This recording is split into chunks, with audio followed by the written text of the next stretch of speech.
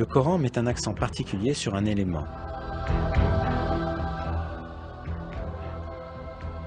Le fer. Dans la sourate Al-Hadid, signifiant le fer, on apprend ce qui suit.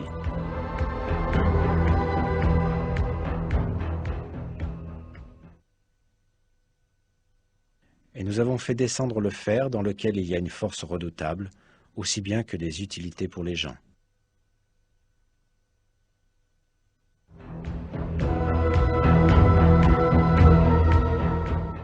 On peut penser que le mot « azalna », traduit par « nous avons fait descendre » et utilisé pour le fer dans le verset, puisse avoir un sens métaphorique pour expliquer que le fer a été accordé pour le bénéfice des hommes. Mais quand on prend en considération la signification littérale du mot, on réalise que ce verset implique un miracle scientifique très significatif. Cette signification est faire descendre physiquement du ciel, comme dans le cas de la pluie et des rayons du soleil.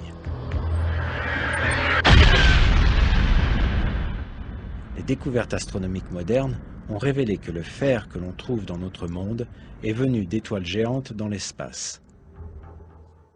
Le fer sur Terre, mais aussi le fer dans le système solaire en entier, viennent de l'espace, puisque la température du Soleil est inadéquate pour la formation du fer. Le fer ne peut être produit que dans des étoiles plus grosses que le Soleil, où la température atteint quelques centaines de millions de degrés.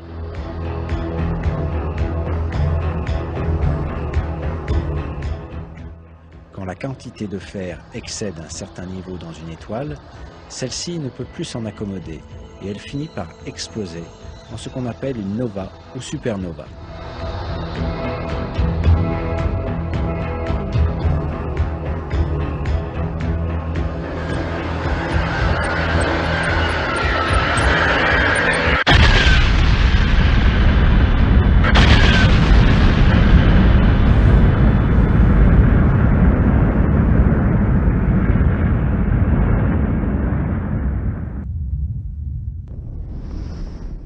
Ces explosions permettent la dispersion du fer dans l'espace. Tout le fer présent sur Terre provient de l'espace lointain grâce à ce mécanisme.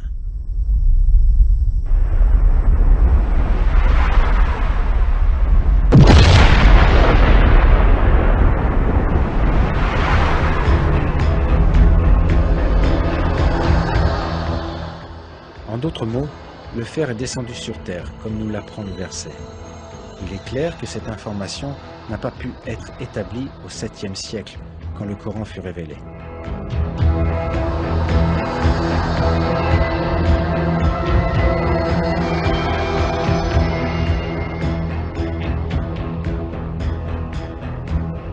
Si vous avez aimé cette vidéo, merci de liker, partager, commenter et surtout